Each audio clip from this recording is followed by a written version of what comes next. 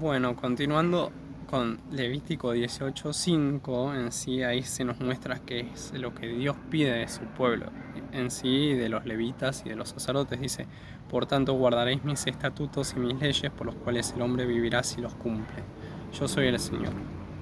Así podemos ver cómo Dios les pide que, anteriormente ya les dice, ¿no?, que no sigan las costumbres de Egipto y tampoco sigan las costumbres de Canaán, digamos.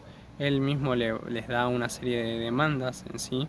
Si uno lo engloba, podríamos decir que Dios demanda santidad de su pueblo y que también demanda que el pueblo tome una decisión de guardar y de seguir sus estatutos en sí. Es algo que también nosotros debemos entender y seguir.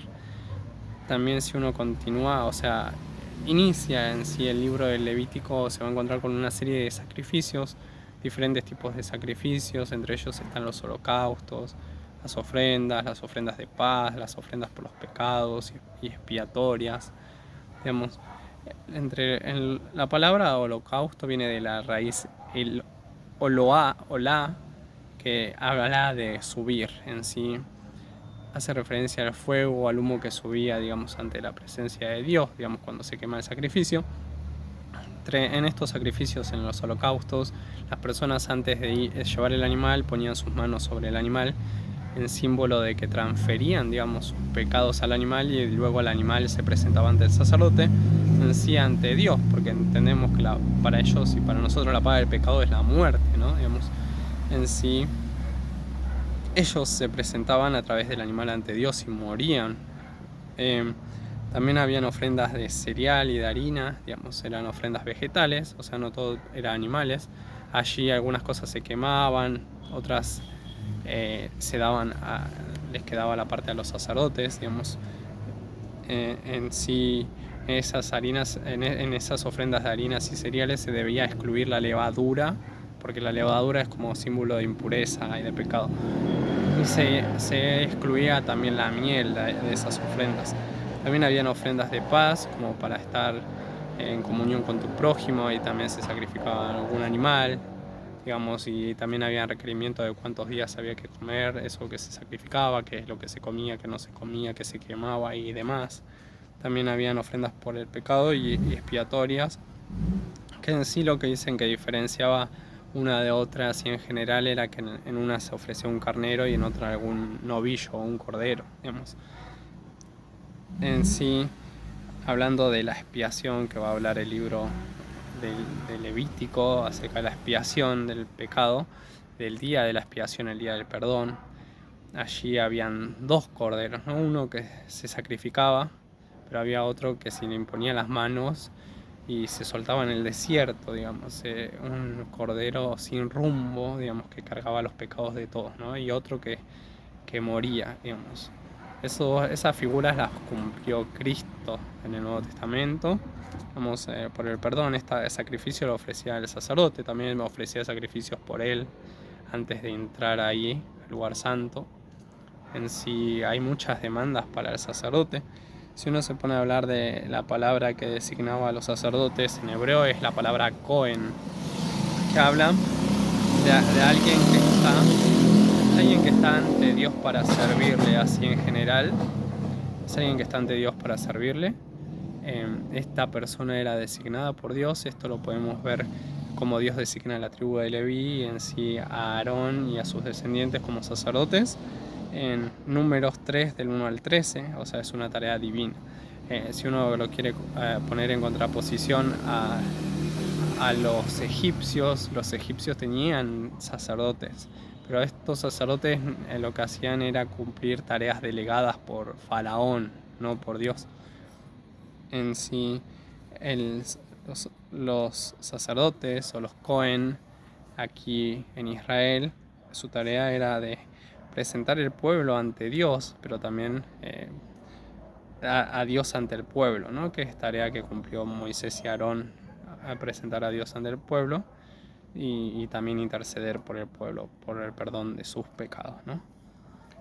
En sí, la raíz de la palabra Cohen tiene que ver con alguien que está firme, alguien que está seguro, estable, digamos. En sí, alguien que está con Dios, digamos.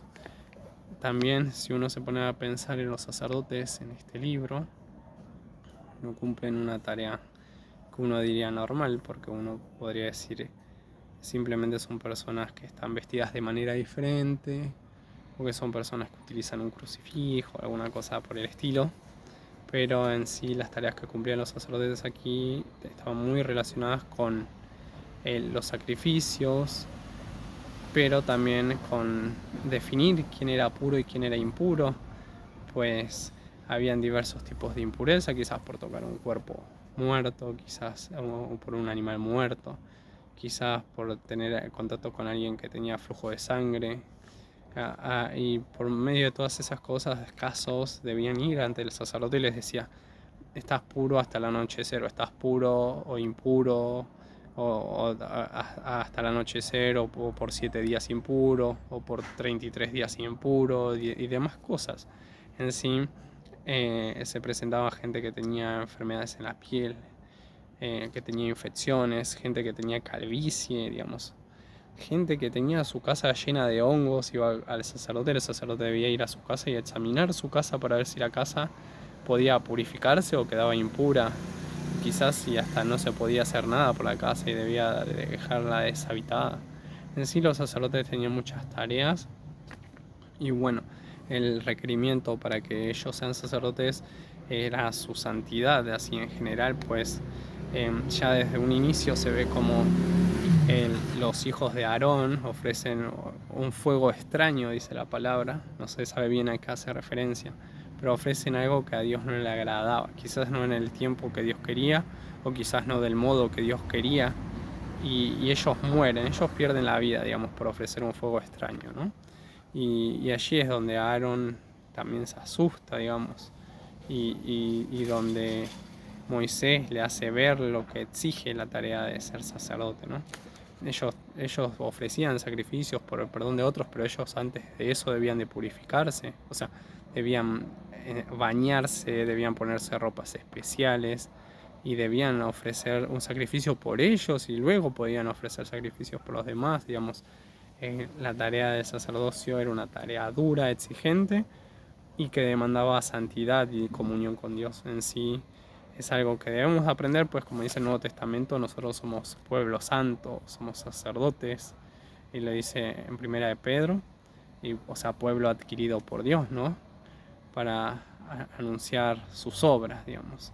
Así que en sí espero les haya dejado algo, que este pequeño estudio, esta pequeña introducción, y bueno, que puedan leer el libro del Levítico y profundizar en las diferentes cuestiones, pues hay muchas como en relación a las relaciones, que Levítico habla claramente, o sea, las relaciones entre el mismo género no se permiten, relaciones con familiares no se permiten, relaciones con animales no se permiten, y son cosas que se están reavivando en este tiempo, perversiones, aberraciones o abominaciones que son delante de Dios, ¿no? Y que no debiéramos de avalar, sino debiéramos de condenar, porque la palabra lo condena esto en sí, y condenar en el sentido de decir no es una conducta adecuada, no en un sentido de matar a la persona, en sí amar a la persona, pero entender que su conducta no es la adecuada y que Dios le debe, o sea, nosotros primeramente, pero